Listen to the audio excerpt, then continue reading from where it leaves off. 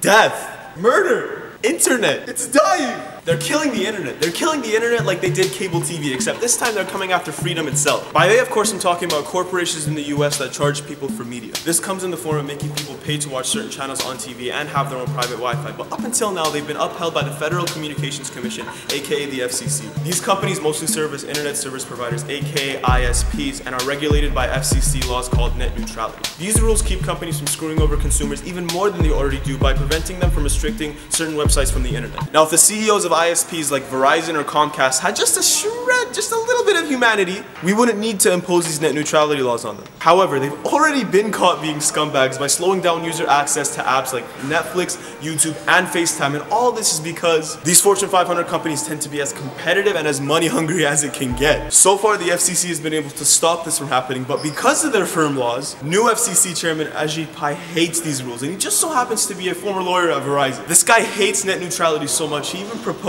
to repeal net neutrality and let big companies basically run the internet. Now, this is an incredibly bad idea. If the FCC repeals net neutrality, then there will be nothing stopping ISPs from blocking websites that haven't given them truckloads of money. This is what we call restriction of information, and it is deplorable. If small businesses and startup companies who rely on the internet to gain followers and revenue are not only fighting against bigger and richer enterprises, but are also fighting against their evil internet service provider, then they'll most likely fail. Silicon Valley will fail, and history books will blame it on the greed of the FCC and their fat pockets that are filled with $100 bills and stocks from companies who want to control the United States. The US will no longer be the center for innovation and creation, and other countries will follow suit. The Americans practically gave birth to the internet, but why shouldn't other countries repeal net neutrality? Because it's a terrible thing to do, that's why. The only reason this is happening is because cable television is dying and filthy CEOs want to be even filthier and richer. But the thing is, they can't do that when the content is free and accessible to basically everyone. They're not only trying to slaughter the internet, but they're trying to slaughter freedom in itself. For more information, you can visit battleforthenet.com, but I suggest you Google it while you can, because eventually you're probably gonna have to start paying an extra $5.99 a month.